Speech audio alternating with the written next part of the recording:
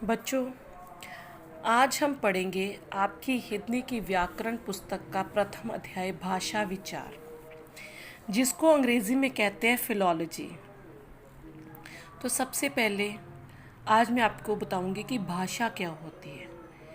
मेरे बच्चों, भाषा वह साधन है जिसके द्वारा हम अपने मन के भाव किसी को बता पाते हैं और किसी के मन के भाव को समझ सकते हैं। भाषा के मुख्य दो रूप हैं, एक होता है मौखिक और एक होता है लिखित। मौखिक भाषा वह भाषा होती है जिसमें हम बोलकर किसी को अपने मन के भाव बता पाते हैं, जबकि लिखित भाषा वह भाषा होती है जिसमें हम लिखकर अपने मन के भाव दूसरों को बता पाते हैं। अब इसके साथ ही प्रश्न उठता है एक सांकेतिक भाषा का। सांकेतिक भाषा को व्याकरण में क्यों नहीं लिया गया? वह भी तो भाषा का ही एक रूप है, किंतु यहाँ मैं आपको बताना चाहूँगी कि जो सांकेतिक भाषा होती है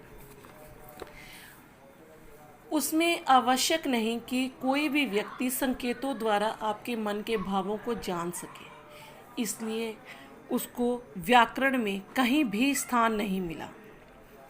उसके बाद आती है हमारी मातृभाषा। मातृभाषा वह भाषा होती है जो जिसमें बच्चा जन्म लेते ही जो सबसे पहली भाषा अपनी माँ या अपनी परिवार से ग्रहण करता है वो कहलाती है मातृभाषा। बोली का क्षेत्र बहुत सीमित होता है। एक राज्य में कई तरह की बोलियाँ बोली जाती हैं। बोलियों में साहित्य की रचना हुई है, जैसे अवधी, व्रज, खड़ी बोली। ये वही बोलियां हैं जिसमें साहित्य की रचना हुई है, परंतु आगे चलकर केवल खड़ी बोली ही भाषा के रूप में सामने आई, जो कि वर्तमान रूप में हिंदी भाषा का ही एक अंग बन गई है।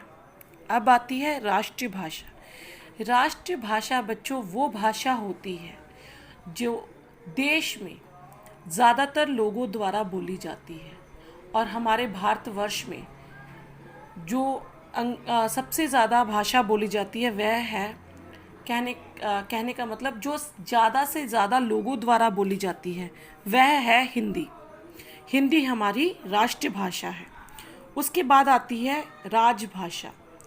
राजभाषा बच्चों वह भाषा होती है जो देश के सरकारी और गैर सरकारी दोनों कार्यालयों में ज़्यादा से ज़्यादा प्रयोग में लाई जाती है, और हमारे देश में हमारी राजभाषा है हिंदी, क्योंकि हिंदी हर कार्यालय में उपयोग या प्रयोग में लाई जाती है।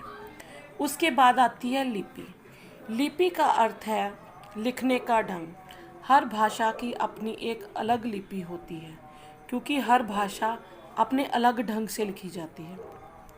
जैसे आपकी पुस्तक में ही दिया गया है कि हिंदी की लिपि है देवनागरी, संस्कृत की लिपि है देवनागरी, बांग्ला की लिपि है बांग्ला, पंजाबी की लिपि है गुरमुखी, उर्दू की लिपि है फारसी, अंग्रेज़ी की लिपि है रोमन, तमिल की लिपि है तमिल, तेलुगु की लिपि है ब्राह्मी।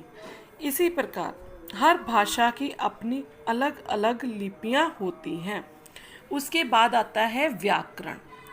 व्याकरण वह एक शास्त्र है जो हमें भाषा के शुद्ध रूप को लिखना, पढ़ना और बोलना सिखाता है।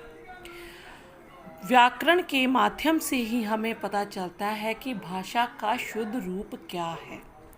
यदि व्याकरण ना होता तो भाषा का एक अस्त व्यस्त रूप हमारे समक्ष होता।